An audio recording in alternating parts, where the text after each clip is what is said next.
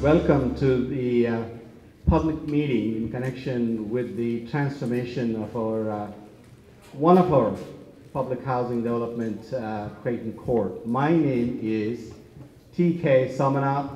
I'm the CEO of Richmond Redevelopment and Housing Authority. There's still some folks in the back. Could you all please take your seats, please? Thank you. Thank you.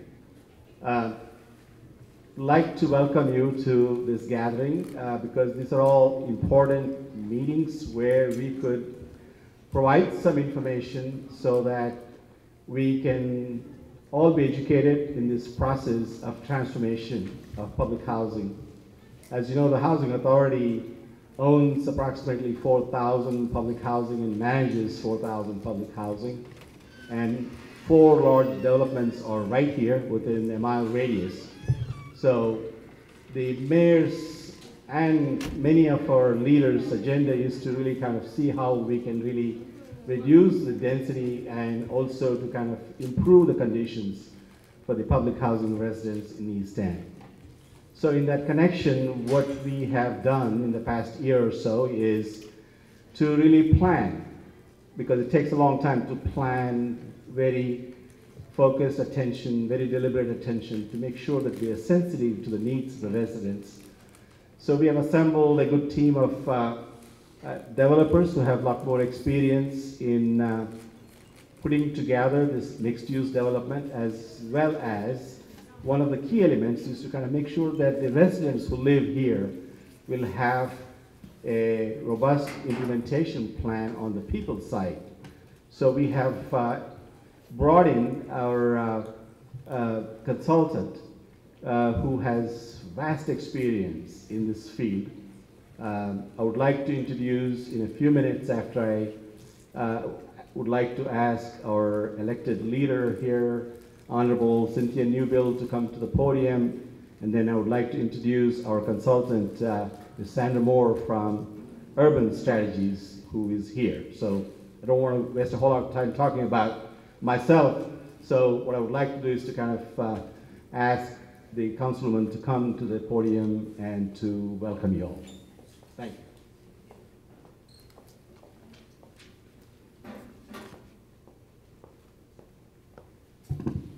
Good evening. Whoa, whoa. Good evening. Good evening. Happy New Year. Oh, okay. All right. I know it's a little chilly outside. It is my absolute pleasure to be in this place again in 2016. We learned some things in 2015. We had some stops, we had some starts, we had some stops, but we're ready to roll. And I remain as excited and committed to working collaboratively towards the transformation of our community as ever. This is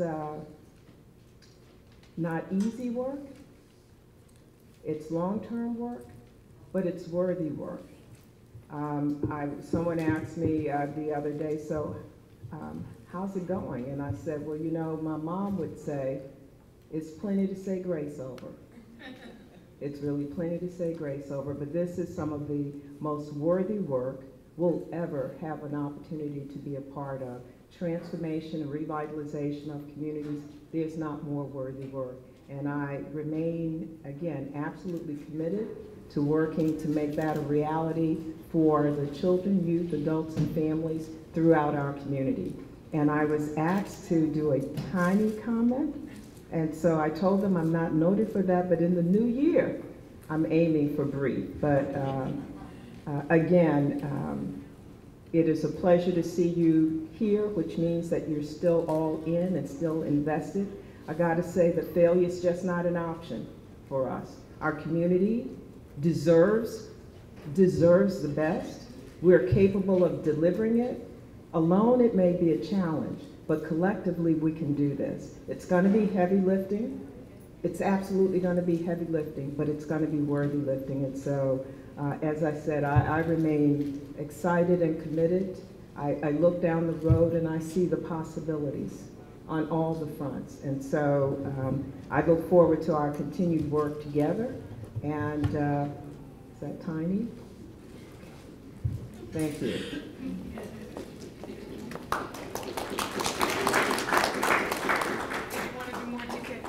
No, I just want to introduce Sandra Moore and her associate Sharon. Both of them have been working with us during the past 12 months to really kind of put together a plan to help lead the people's building the community based on the people's services that we provide for the folks, as well as helping us with the conversations that we're going to have with residents as we move forward. No shortcuts, a lot of patience are needed. So Sandy's going to help us with that. Thank you, TK. Good evening, everyone. I see familiar faces from when I was here earlier in the year. It's glad to see you all come back. We're really excited about that, but now and thank you so much for the councilwoman. None of this can get done unless citizens, business, government, philanthropy come together and work together. So having the elected leader here is really an important thing. Now, all of that out of the way, let me say, we don't have a plan. That's usually the first place where people start to get very, very excited. Oh, you got a plan? And you just call me up to a meeting to tell me you got a plan? What Urban has been doing is we've been helping to lay the framework for you all to develop a plan and a response to an opportunity presented by HUD to apply for a choice grant. When we first started with you, so if we look at the agenda, we've done the introductions and framing comments, and we're at that point on the agenda where I am going to generally review where we are, because there have been starts and stops, but we haven't stopped working when it looked like there was a stop. If you all recall, I was last year in June. I committed to you that we would give you an update of where we were in the process of figuring out what to do to go after HUD funding for the transformation of the East End, with Creighton Courts being the housing that is the target. We met that goal, and at the end of July 27th, we sent out to every person who had given us an address, a snail mail or an email address, an update on what we've gotten done so far. From July until December, the potential leaders of any application process to HUD for funding for transformation, that is the city leaders of Richmond, the Public Housing Authority, the Redevelopment Authority, the Richmond Public Schools,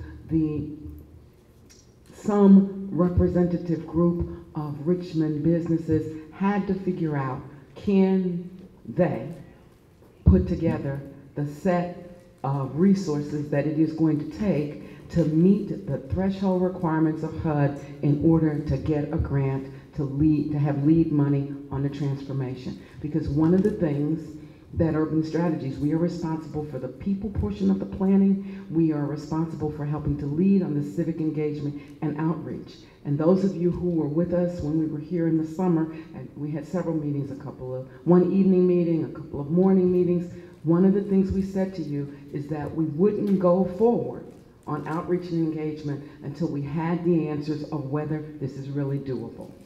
And so honestly, it just took from July or August to Tuesday for all the pieces to finally come into place to say, yes, Richmond on all fronts is committed to go forward with a Choice Neighborhoods implementation grant application in the final round of that opportunity under this administration.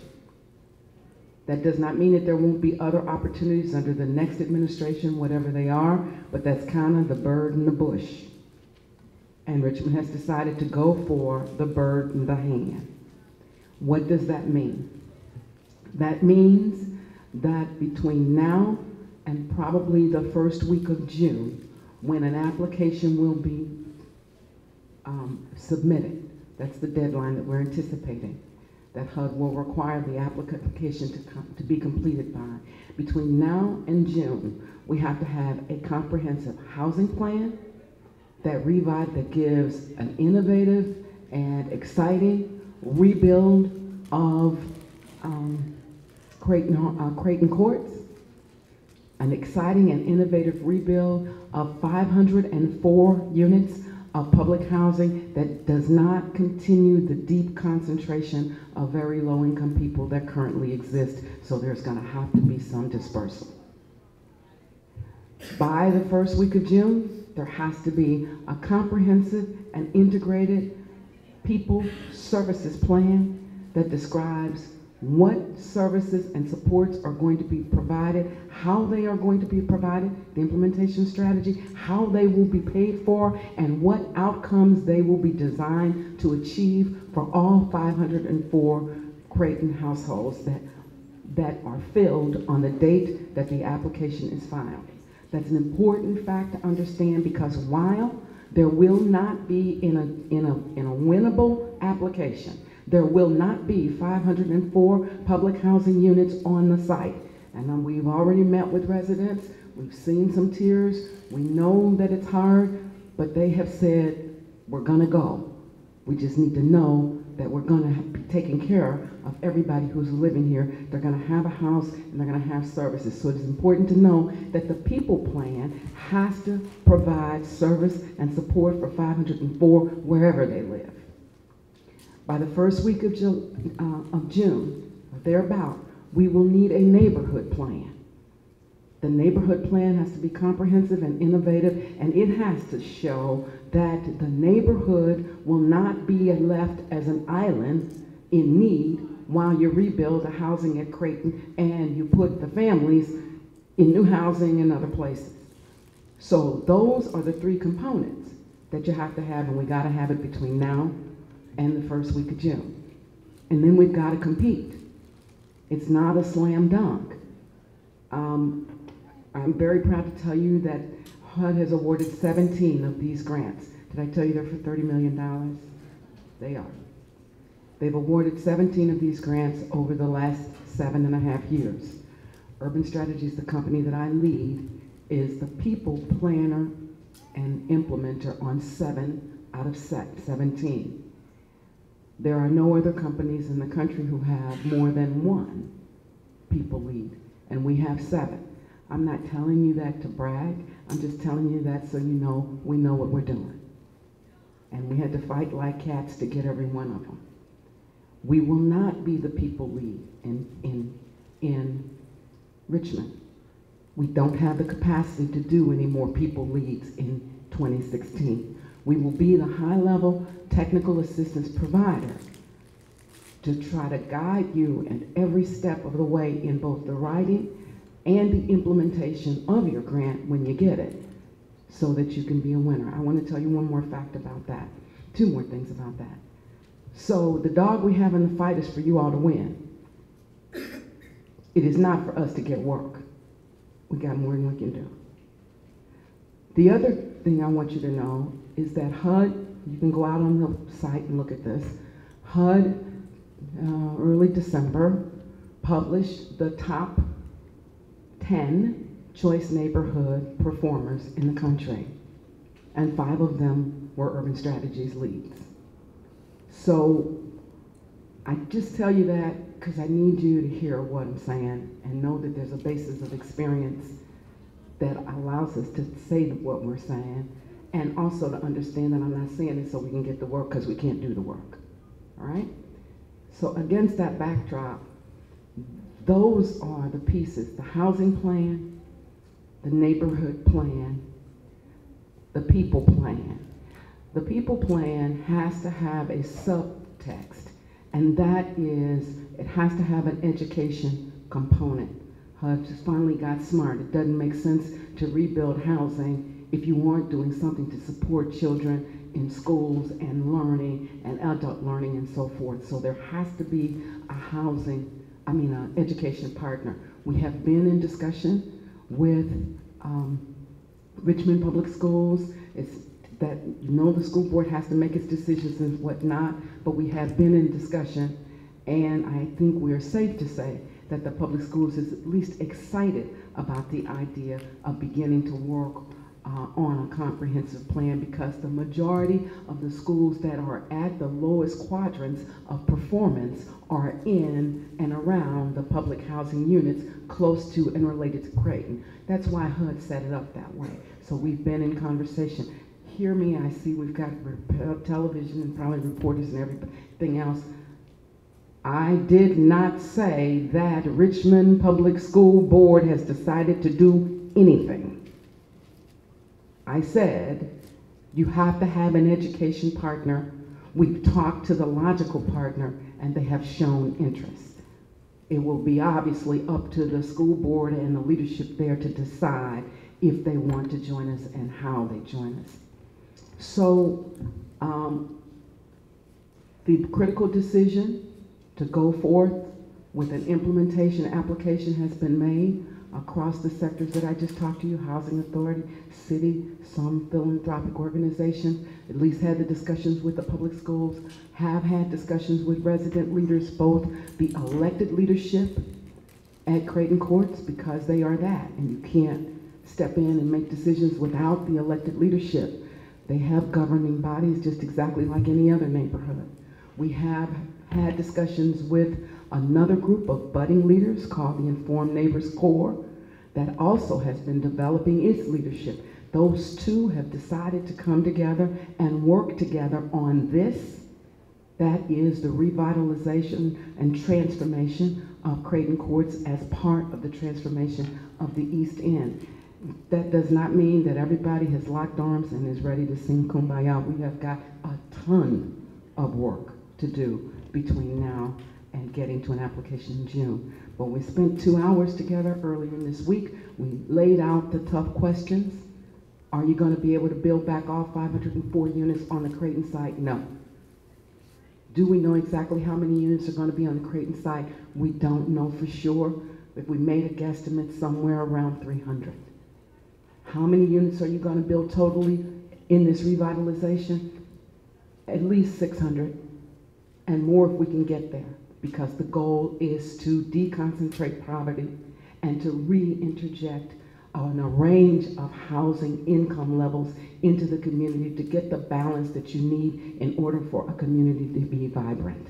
A community cannot be vibrant if you don't have a mix of incomes and opportunities.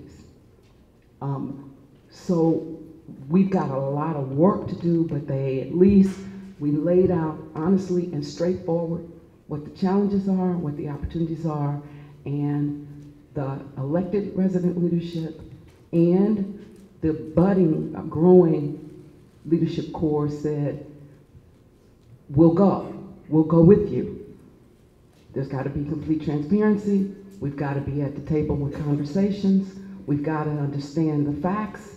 There can't be any, maybe it's this or maybe it's that, which is why we took from July to December to get to this place, because we really needed to know, no more false starts, where we go. The challenge now is this will be the hardest work we'll do together in the shortest period of time. We started to have some meetings today with philanthropy in town, and one of the things they said was, really? Why are you coming to us now? And all we could say is because it took this long to figure out that we could marshal the resources.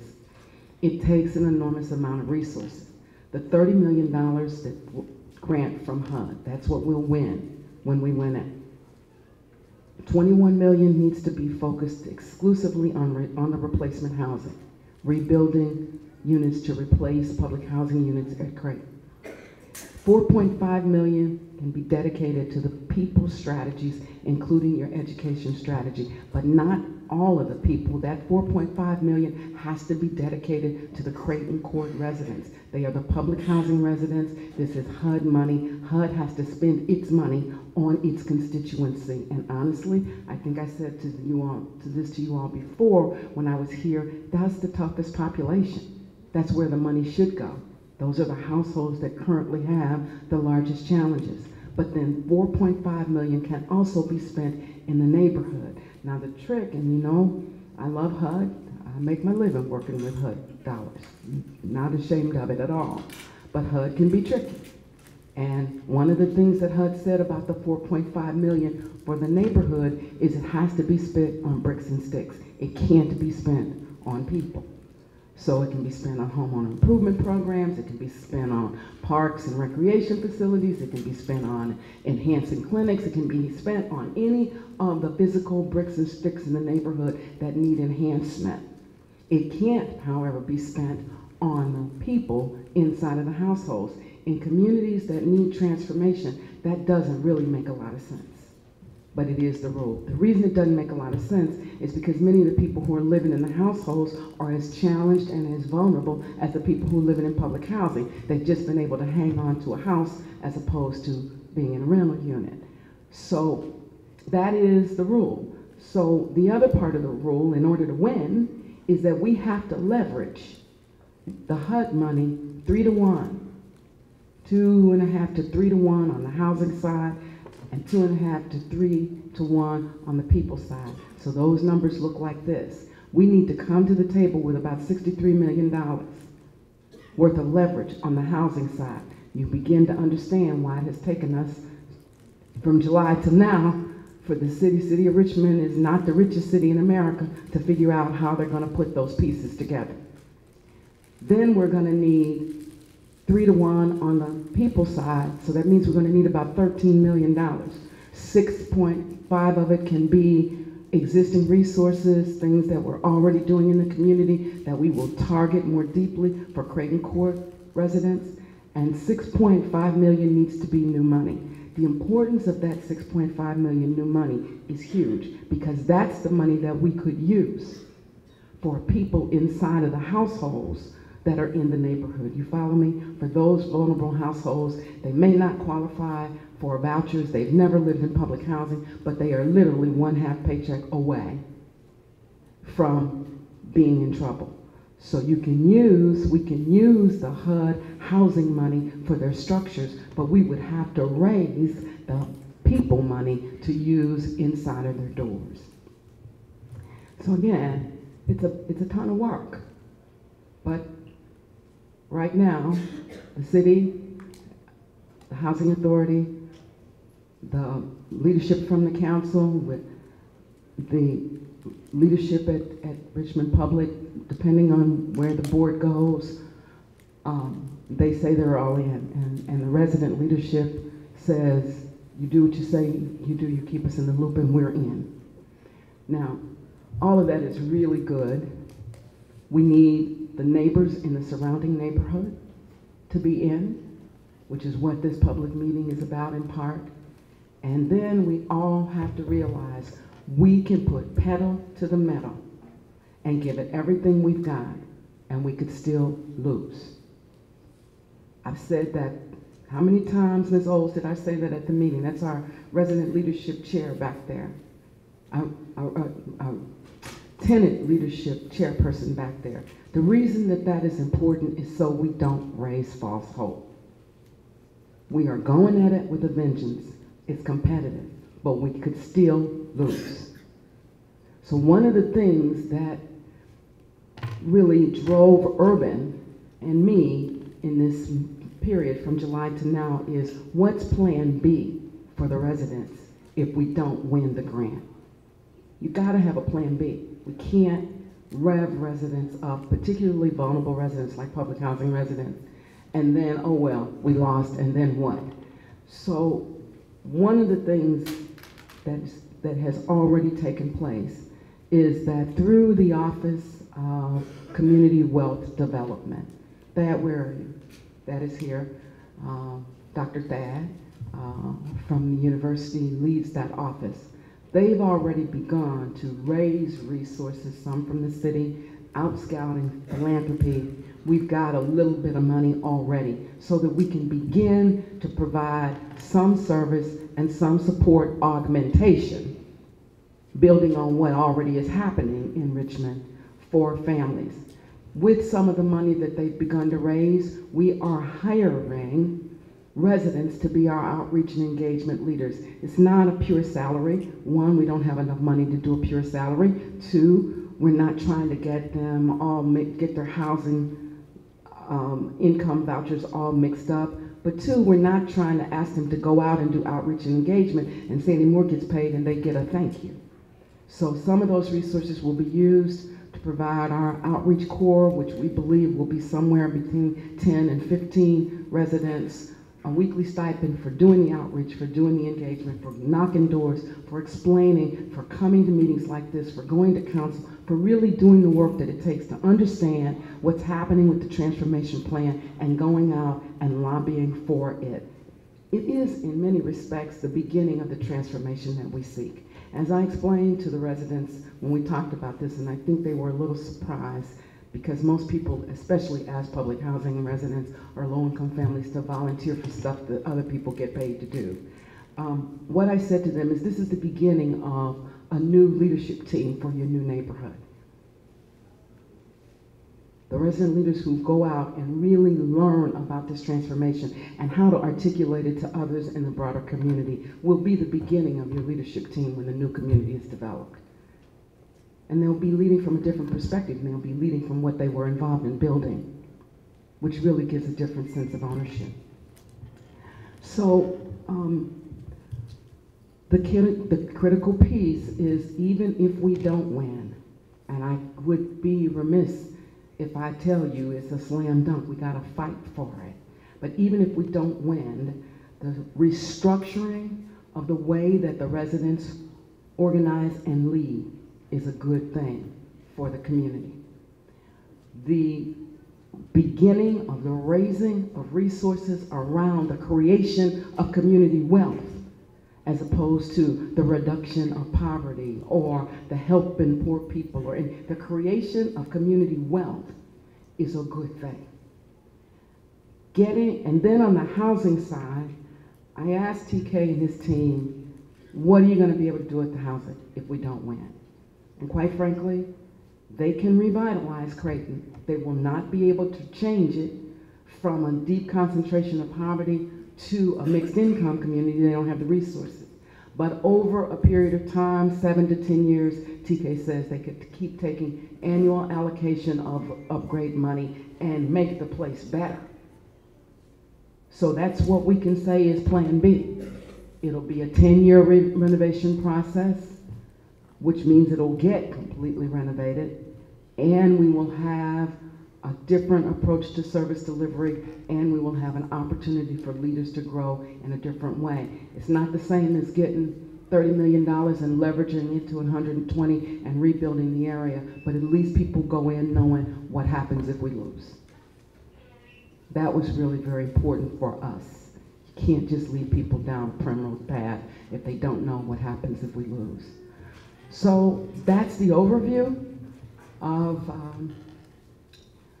what we are trying to accomplish. The next thing on the agenda says, what's the first quarter plan? Man, the first quarter plan is a race.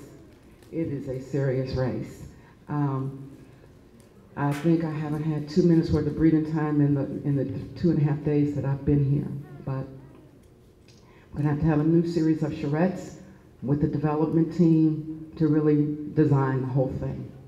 There's got to be, all of this in the first quarter of the year is leading to us having an application that is saleable, will score on the points, and is really ready to get in the winner's circle by end of April, beginning of May, so that we have plenty of time to tweak it and get all of our support letters and whatnot. So we've got to do another set of charrettes that are really focused this time on what is it going to look like? What's the geography? As late as today, we were kind of rejiggering the geography. We got to get that right. These have all got to be public meetings. So one of the things that has to happen from you guys, you got to be willing to walk with us. We can't, if you don't come to these meetings, if you don't bring neighbors, if you don't ask questions, if you don't if the resident leadership transformation team for East End, that's what they're calling themselves. If they're not out knocking doors, we're just gonna keep starting over, because every meeting somebody's gonna say, well, what happened? You know, we can't do that. We have to stay engaged. We'll be doing our outreach work, but you need to stay engaged. So that'll be a series of probably 3 or 4 meetings over the next 4 months to get the geography right, to get the design right. Then the leadership has got to be working on who are going to be our partner communities for the units that we know have to go off-site. In order, we will need an exception from HUD in order to do that. And one of the things that's required is that we must be guaranteeing housing units, is using the vouchers that the Housing Authority has, to make certain that we've got units in low poverty areas.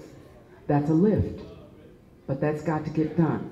If we wind up having to have 200 families that we're gonna help place in other places around the community, those communities have got to be searched out. We've got to make certain that they've got resources. We're not sending people places where folks are gonna be marking on their cars and causing them grief. You know all the ugliness that can happen. That's all got to be researched so that we know that if we've got 50 going over to Henrico or whatever his name is, what's the name? Henrico, we got 50 households going there, we got 20, that the community is prepared and ready and receptive.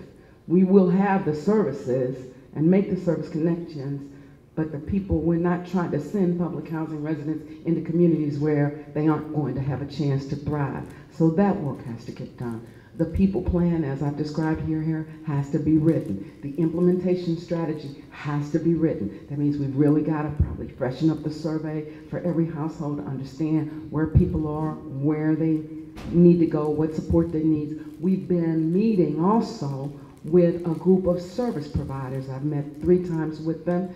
They've outlined some guiding principles. They're on board as long as their resources, because their current resources are stretched.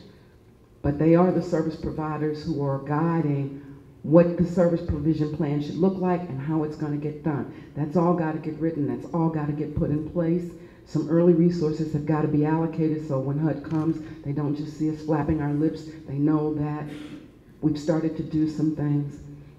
So the housing plan, the implementation strategy, the other community strategies, and then the leverage dollars. We got to find all that money, new and old. And from the balcony where I stand, having succeeded on 7 of these now, and I think we've applied to 3 each time we won, and so we've done 21 applications. I think you all can do it. I know you can get to the winner's circle. I know you can get to a HUD site visit as among the top 10. I've seen before, most recently Memphis and Sacramento, that if you get that site visit, that means you've got all the threshold points. When HUD comes for the site visit, it's a matter of demonstrating you've got the will to do it. That as a unified community, from the mayor to the governor to your federal elected officials to your local leadership, you've got the will to do it. That's what pushes people over the top. So just a little bit to do between now and then. I'm going to stop there because I've said a lot, and I am sure that there are lots of questions, and we'll do the best we can to answer them. And then TK will close us out.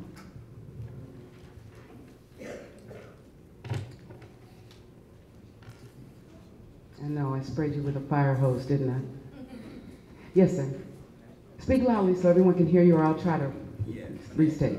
Earl Bradley, and I was trying to see that we're talking about, there's 2 issues here. One is the development of Creighton Court, and the other is the federal dollars in order to provide the services for the residents during their transition. Okay. Since we found out through the last news report about the non-compliance of Part 135 of Section 3, I'm taking you to where I think we can help this and monitor it. If we utilize the CFR Part 135, that requires priority in utilizing the residents to be awarded the contracts. So now the residents can get paid. It also allows the residents to participate in the demolition, at least a minimum of 10%. Okay? So if we look at the strategy of utilizing the 10,000 residents in conjunction with joint ventures of experience, those contractors that's going to maintain the quality that we know you want, to eliminate the thought that they can't do it. So it's the joint venture, which is the new program that Chris Belcher and the governor, which from our perspective is our joint venture collaboration that we've been marketing around the city. But what that does is establish a computer board where the businesses can log on to address other businesses to reach the capacity to take on that job. It's a joint venture. Yeah. So my suggestion is that if we look at that, that will provide the jobs for the residents. They're doing the work. Also, as you know, the employment, when there's vacancies at RHA, right. HUD requires that the residents be first, based on the priority. Sure. So if we do what I read in the paper that Mr. TK is speaking in, and revitalizing, retraining, yes, and beginning to make sure we comply, I think that that can work in conjunction with right. the two issues we're dealing with here today. I'm about economic development to make sure that the residents, secondary business concern, the low businesses within the area are on first priority and being awarded the contract. So we then turn to Community Builders, Inc. to see what their minority business plan is. But we know that RHA is the one that have to ensure that Section 3 is implemented. So I'm very confident that Brother TK is going to do that. I wanted to get that out there to let you see that there's other resources sure. that's within sure. the first grant sure. of revitalization that can be used for the second grant to make sure that the services are there for the people. Thank you. So quick response. I am so intimately familiar with Section 3, and basically what he's saying is Congress mandated many, many years ago that when federal funding is used for any purpose, that a percentage of the dollars that are let for contracts, subcontracts, and a percentage of the people who are hired for jobs on that site should be public housing residents, and there's a tiering cycle. First, it's the public housing residents at the property where in fact you are doing the work. Then it's the public housing residents in surrounding properties. And then it's the public housing residents citywide and countywide and so forth and so on. It only makes perfectly good sense. Most housing authorities and cities fail miserably at it. It's not easy. But you have a new director, and we're very good at it, quite frankly, because here's the thing. One of the things that I can guarantee is going to show up in the people plan, and I talked to the residents about this yesterday, is that you have to create a culture of work in order for a community to thrive. There are no vibrant communities that I've been in America, and I can't even tell you, there's so few cities I haven't been in that are vibrant if people don't work. It's just bottom line. You've got one of the most vibrant cities in the country here, and that's Austin. It's got an unemployment rate of 1%. People work. So this is one of the critical missing links in public housing communities. Not enough people work. So we really push that one of the people priorities is going to be adults working within their capacity. Everybody can't, run a business, and everybody can't be out driving a forklift. And some people really do have disabilities. They wouldn't be living in housing subsidy if everything was just cooking the way you and I might want it to cook. But despite all of that, large numbers of people can work. And we do recommend using Section 3 as the tool to get people working. So you and I and the people strategy are all right in the same place. Now, the key here is on the business development side. Because and one of the things I committed to everybody that I've been talking to and in the earlier meetings is I just tell you the truth. I think somebody told me you're a legal aid lawyer. So am I. That's how I started my career, all right?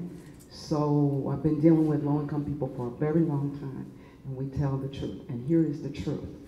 You do not want people who don't know what they're doing building your house. Bottom line, okay? So we are not hiring people because Section 3 says so, to build units that we need to stand 100 years. We will put them into training programs.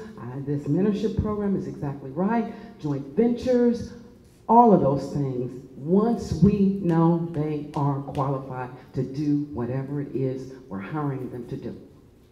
So that takes a little more time because we may be dealing with public housing residents who have not been in business. But you seem to be a businessman. We need to take people who know what they're doing and really create the training programs and the mentorship programs to get our young folks working. with you completely.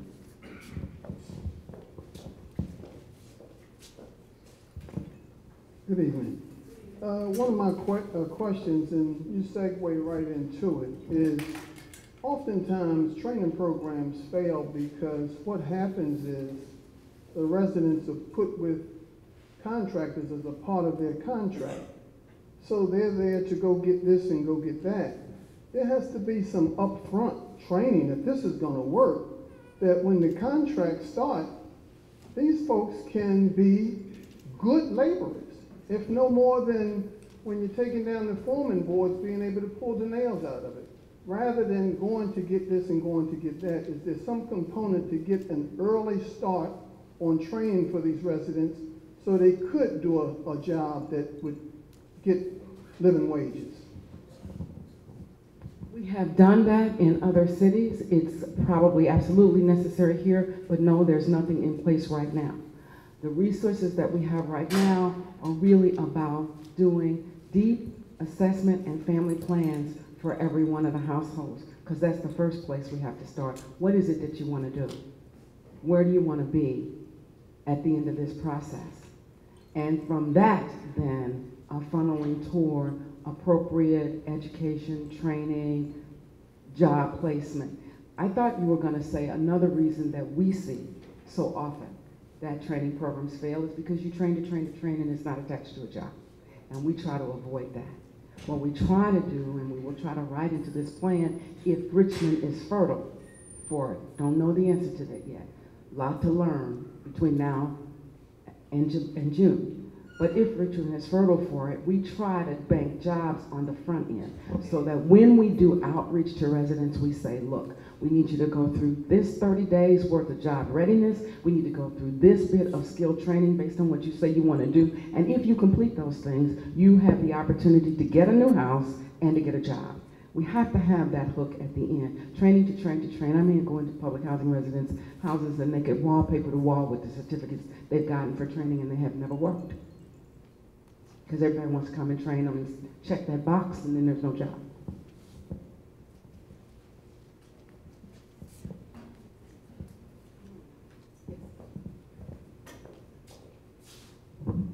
How many grants is HUD going to allocate this year? And how many applicants are there? You asked all the right questions. We've got $150 million approved in the budget. So that's probably 5 grants. Last round, we just got selected, two of our cities got selected in the last round. They picked 5, we got 2, and there were, I think, 38 applicants. They're very competitive. And with this last round, it's gonna be super competitive. But you guys, I mean, you have to know, okay, there's a camera up there. Sometimes there has to be strong political support for the application. And when you look at Virginia, you do have a federal political base that could, and a state political base that should be able, with a very well-crafted application, to draw that strong political support.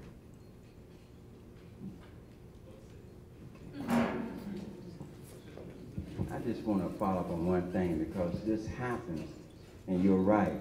I don't want anyone to think that the residents are not qualified. That's the first thing that's stated. They're not qualified, or they can't do that, when most of them might be working for contractors and whatnot.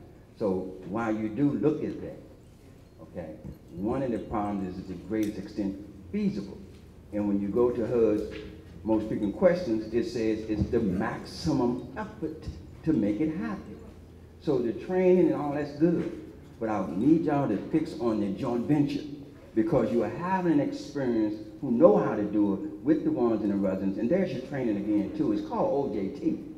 You see, so make sure you think of that and don't be excluded because you're being cast that you're not trained and you're not workable and you can't do this, when all you need is that upward mobility, that upward hand, that bridge. That's what HUD's talking about. You're absolutely right.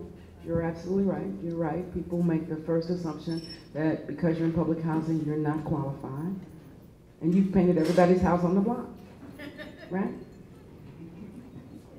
But you don't have any painter's credentials, and so you can't get in the door, and the joint venture and the mentor protege programs are designed to overcome that. You're absolutely right.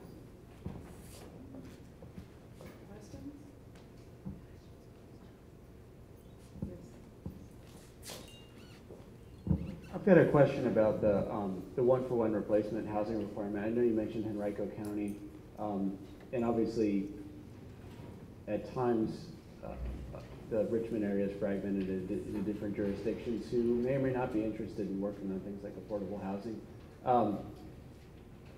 Insofar as the general sense of things so far, subject to further planning, is that perhaps 300 units of hard units of public housing are at the redeveloped Creighton site. Is there a thought yet or a general sense as to where the other hard one-for-one replacement housing units go over the long term? Okay. And I want to be very, very clear, okay? That number, you said it right, that 300 hard units is subject to further planning. They will be on the Creighton site and in the footprint. So they may not even all be exactly on Creighton, but they'll be in the footprint. The other two, and that means that they would be within walking distance of where people are currently living, all right? The other 200 may not be hard units. They may be project-based vouchers that the authority goes out and negotiates with communities, developers, not-for-profit housers to agree to take our residents and their vouchers. In order to do that, those places and entities and people will have to meet several important tests that HUD has put in the regs. There has to be a transportation mechanism. This is going to be a big challenge in and around Richmond because you've got a lousy transportation system. I'm sorry. Oh my, did I say that? I didn't mean to say that. I'm so tired. Forgive me. There has to be opportunity for basic services and supports. You can't place people in the middle of some place where there's no access to a grocery store. So it's going to be community by community analyses. Now, some of the stuff that we started to talk about early with residents, and again, none of this is gel, the key is to stay vigilant about it, is maybe needing to take some of the people money to bridge some of these gaps for 3 or 4 or 5 years until families that move into other places get on their feet. Now the key, or until Richmond and surrounding communities make some changes. The key is when we place families in other places and we have money to bridge, it is not forever.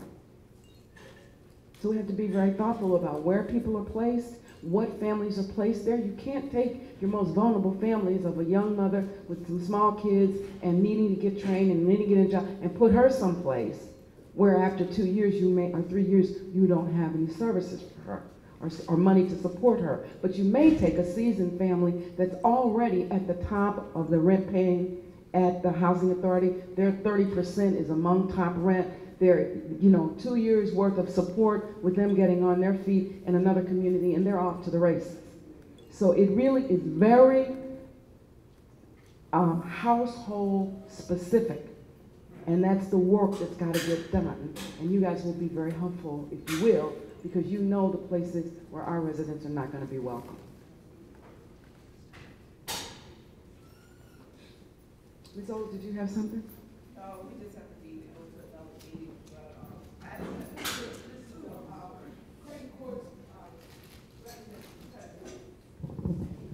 Good evening. Thus far, some of the things that have been said by Ms. Moore is very accurate, and I'm glad that the residents will be first priority if this grant does go through.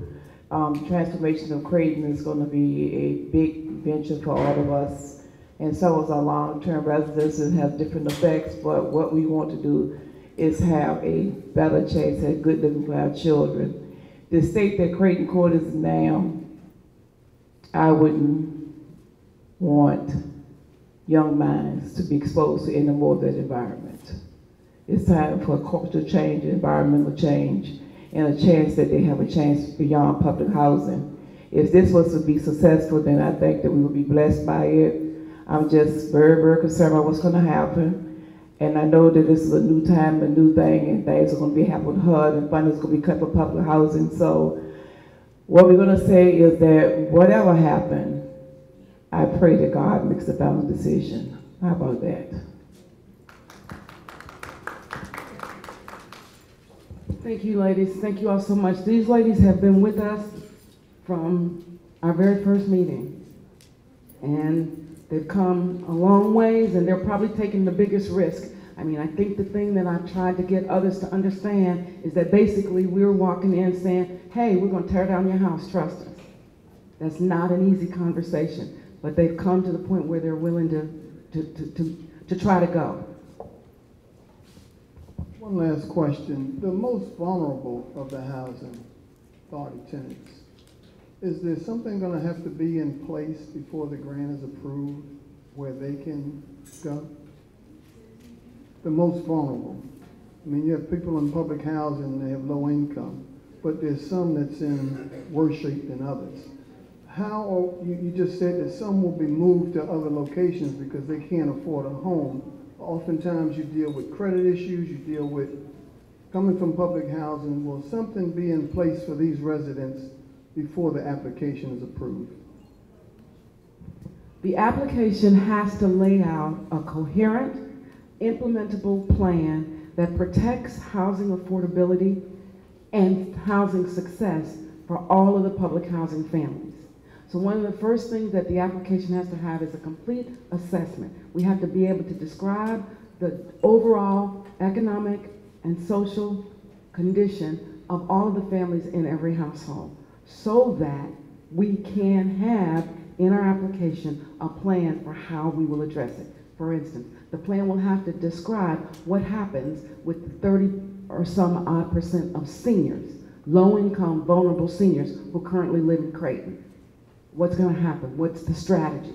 So without going into long detail, yes, that application has got to have a clear people plan that takes into consideration how we will address and support the needs of the households from day one. When the award is granted, see, I've already moved to the positive. The first thing that has to happen is that case management and family planning, not in the how many kids you have, but in the how your household is going to live. Family planning has to start within 60 days of notice of the award. So that's the first thing that has to happen. What are you going to do with people when, where, and how? More questions? More questions? All right, guys, we're off to the races. Hold on to your reins. The pony's gonna bolt, and we gotta go. Sandy, thank you very much. You know, I have been working in this affordable housing field for almost 45 years, and I have never come across a honest, wonderful experience, expertise, and we're so lucky to kind of have her as a part of this team. I know when we kind of talk to the residents about housing and moving, there's a lot of emotions. So it's a very deliberate plan. We want to be very, very sensitive to the needs of the residents, and also to bring the resources that really needs to be at the table to kind of help a lot of these folks. So I would request that you have patience in this process, because Rome was not built in a day, right? So you just need to kind of assemble various types of financing. It's a very complicated process, but that's why we have the expertise, and we have a good team. And more importantly, we have the mayor of the city who really has proclaimed and declared his vision to really kind of attack these issues of poverty and deconcentration of poverty. And the very fact that we have the Deputy Chief Administrative Officer here in the back, and Thad Williamson, who is the Director of our Community Wealth Building Office, and Deputy Director of the Economic Development, and the staff, and many of my staff people. Now, we are here really to listen, because it is not a plan that we have concocted, you know, in the back rooms. This is really going to be, I'll promise you, this is really going to be a bottom-up plan.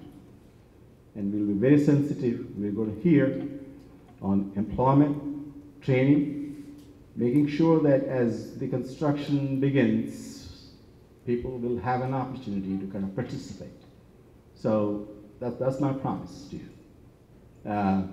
So with that, I really would like to kind of thank all the folks who have come here, you know, in the evening after work, or and I really appreciate that, and hopefully you can really kind of continue to be in support of this planning process so that we can kind of put together a robust application, and we will pull all the stops. The mayor has told me that he's going to do the necessary work in Washington and talk to the senators and provide the resources at the local level that we need. So all those things really we need to work on.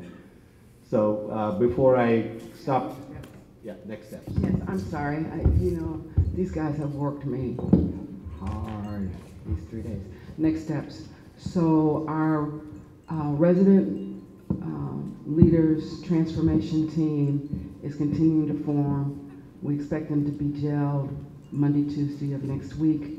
We've asked that they be staffed, so we're in the process of looking for a staff person. They can't do all this work by themselves. We will put all of that in place in the next 2 weeks so that they then can get the training and the understanding, and they can start to go out to spread the word. We will be working on the technical side with our service provider network, with the developers, with the development teams, the city officials, to start roughing out the housing plan. I would say that within the next, by the end of this month, we're going to have a critical path schedule that will include what additional meetings we're going to have that we will be inviting you to. So you should expect by the end of the month to know what the meeting schedule is. We're not going to meet you to death, but we can't call you in the week before the application goes and says, oh, looky. So we have to have your engagement along the way. It is our goal probably to have pretty near a monthly meeting, and I'm sorry for saying that to you, because I know you do a lot already between now and the application, or at least if not a monthly meeting, some update. Be sure you signed in, be sure you have your email. If you don't do email, be certain you have your address on there. We will get the information out to you. Then I know we'll have a wrap-up meeting probably mid-May at the latest, where you'll be able to see all the pieces and components as they come through. By the end of the month, expect to get your contact list. Shannon, make certain, because you know we can't promise what we don't deliver, so we'll need a critical path schedule and a contact list, and by that I mean who you can call for what.